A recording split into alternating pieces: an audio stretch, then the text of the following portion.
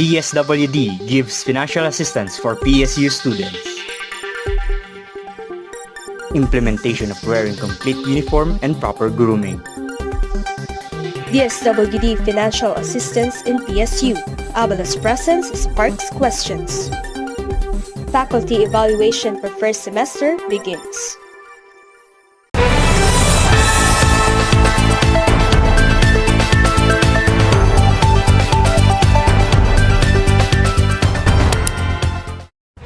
Good morning, Bayomba! Good morning, PSU. Latest news and informations for PS Unions. This is Mary Grace Cava. This is Anthony Lumabi. Welcome to the News Pulse, your campus voice. Students from PSU BC lines up as they claim their DSWD cash assistance. Let us listen to Jubel Ortiz as she relayed to us the latest happenings. The DSWD will be distributing financial assistance to all PSU-BC students. The validation of grantees happened last December 3, 2024.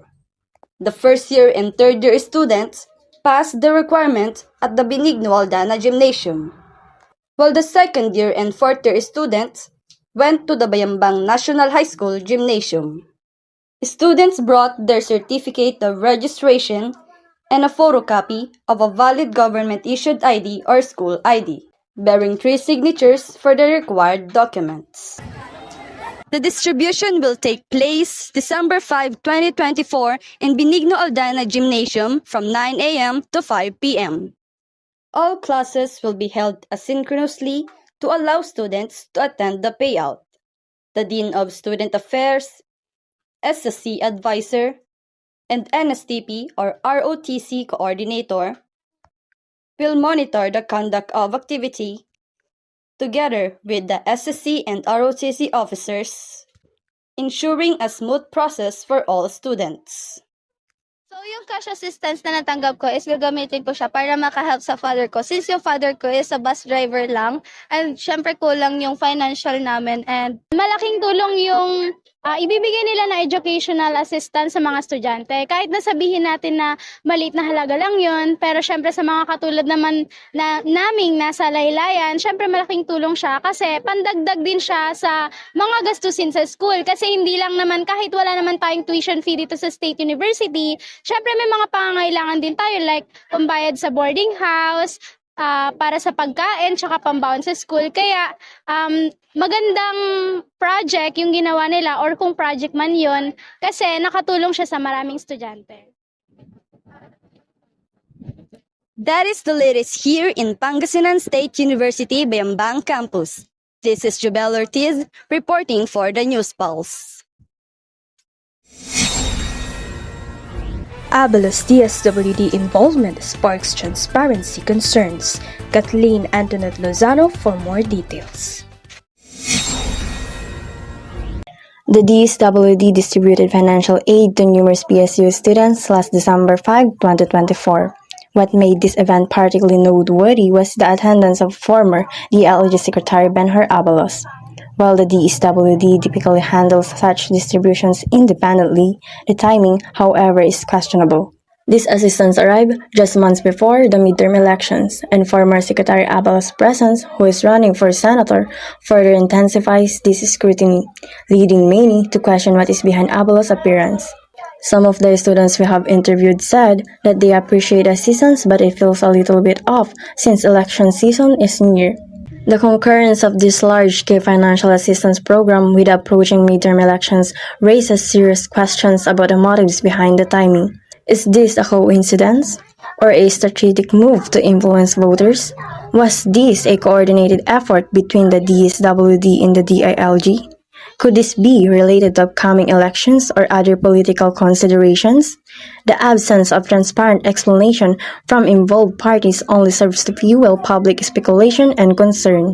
For now, the questions surrounding Secretary Abalos' role in the DSWD financial assistance distribution at PSU remain unanswered. This is Kathleen Antoinette Lozano reporting for the News Pulse. Secretary Abalos' involvement in this seemingly routine DSWD activity warrants further investigation. His presence could signify a broader strategy involving interagency collaboration, or it could simply be a gesture of support. However, the lack of clear communication leaves room for speculation and raises concerns about transparency and accountability. You better watch out, you better not pout, and you better review, for the final exams are coming to PSU. Let us hear how the students get ready for the upcoming exams with Dolly Jean Kebiab. Finals week. The words alone can send shivers down the spine of even the most diligent student. At Pangasinan State University, Bayambang Campus, December brings the familiar pressure of final examinations. And students are already hard at work preparing for the academic showdown. But how do they do it? Kinakailangan i-assess ko yung sarili ko kung ano nga ba yung learning style na nababagay sa akin sa pagre-review, and also kinakailangan din alamin ko kung ano yung time na mas active yung brain ko, and sa pamamagitan din ng pag-analyze ng mga easiest and difficult na mga topics is doon ko ina-arrange para mas inculcate sa isip ko yung mga inaaral ko. Ano lang po, stock knowledge lang po kasi ginagawa ko din. Kung ano yung natutunan ko, yun lang po. Ano bang ginawa ko sa preparation? Hindi ako nag-prepare kasi I born ready. Ikaw na. Okay, hindi rin ako masyadong prepare kasi parang inuna ko yung mga projects ganyan, kaya naging limited yung time ko sa pag-review. Pero okay naman, nakapag-review. Huwag na mag-review. Joke lang. Magre-ready ako ngayon pa lang magre-review na ako para maalala ko yung mga yung mga pinag-aralan. Tas aalalahanin ko rin yung mga na-take na quiz kasi nandun din sometimes yung mga lumalabas sa exam. Ganun pa. The journey to academic success during finals week at PSU Bayambang is not solely a race against the clock. It's a marathon requiring strategic planning, consistent effort, and a commitment to self-care. The students' experiences underscore the importance of a holistic approach that combines diligent study, self-compassion, and unwavering belief in oneself. As the final exams approach, remember the wisdom shared by their peers. Preparation is key, but self-care is just as important. Believe in yourselves and good luck. This is Dolly Jean Kebiab for the News Pulse. Aimed at promoting professionalism and campus security, PSU-BC strictly implements wearing of complete uniform and proper grooming. Let's hear student voices with Princess Joyce Cabang. Reporting live from PSU Bayambang Campus. It's been a week since the university fully implemented its new uniform and grooming policy, which started on December 2, 2024. Today, we'll see how students and staff are adapting to the changes aimed at promoting professionalism and enhancing campus security. Students must wear prescribed uniforms on Mondays, Tuesdays, and Thursdays, department-specific shirts on Wednesday, and civilian clothes on Fridays, with certain restrictions on items like slipper and tattered jeans. The university has stated that any violations will result in penalties as outlined in the student handbook. So, in terms of positive impact, siguro ang masasabi ko is parang kasi sa amin sa Prof Ed or sa teacher, CTE, napaka-importante to be presentable to be in front of the students. So parang with the help of the uniform, kapag magdedemo kami, hindi na namin poproblemahin yung pagsuot, and also para magkaroon ng sariling identity since we are in a public place. Okay lang naman sa akin yung no ID entry kasi para safe tayo. As well as meron din kasing outsiders na pwedeng makapasok sa school natin. Ganon. So, better na lang na mag-wear ng ID. This initiative reflects the institution's commitment to fostering discipline, security, and professionalism within its campus community. This is Princess Joyce Cabag reporting live from PSU Bayambang Campus. Back to the studio.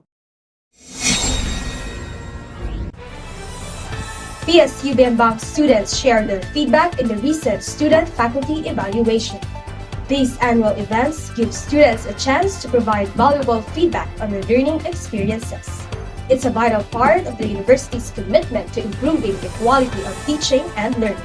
We have more latest with Janjan Palis.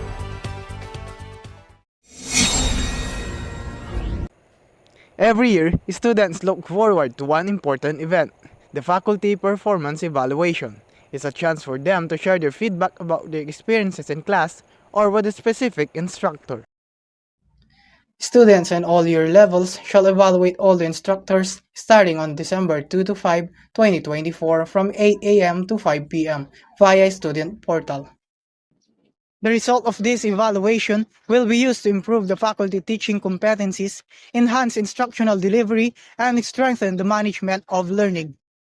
Siyempre, yung evaluation, yun yung nagiging sukatan ng mga teachers kung paano nila na-deliver ng mabuti yung knowledge nila to the students na kailangan ng knowledge din.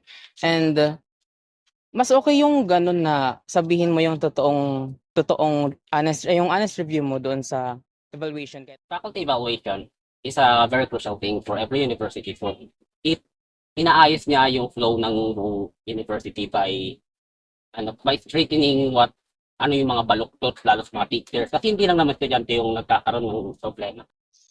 Every student's valuable feedback is essential for the improvement of quality teaching and learning. So let us be honest in our evaluations as our insights help shape a better learning environment for PSU. Reporting live from PSU Bayambang, Janjan Palisok for the News Pulse. Attention students! Are you done evaluating your teachers? If not, then what are you waiting for? Here's the step-by-step guide by Jessica Solomon.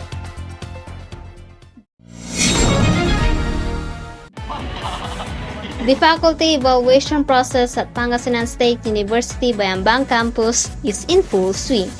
This essential procedure ensures that educators continue to meet the high standards expected in our academic institution. The evaluation process is a multi-step approach designed to promote excellence in teaching and to foster a positive educational environment. Here's the step-by-step of faculty evaluation process. Step number 1. Log into PSU portal using your account. Step number 2. Click the Faculty Performance Evaluation icon. Step number 3. Click the faculty to be evaluated. An evaluation rating window will then pop up. Reminder, all faculty in the list must be evaluated. Step number 4. Rate the selected faculty by choosing from the options provided in the rating type, 5 being the highest and 1 the lowest. All items must be answered. Step number 6. If you wish to give comments or suggestions to the faculty, write them in the comments or suggestion box. Step number 7. Save the evaluation rating by clicking the Save button. Step number 8. Click the Exit button to go back to the Faculty Performance Evaluation window. Step number 9. To check if the evaluation is successful, the word evaluated will appear beside the name of the faculty. If it does not, repeat the whole evaluation process. And lastly, once done, log out. This thorough evaluation process helps improve teaching quality and ensures a positive learning environment for students. Your feedback is vital in helping us maintain and improve the quality of education. From PSU BC, this is Jessica Solomon for the News Pulse.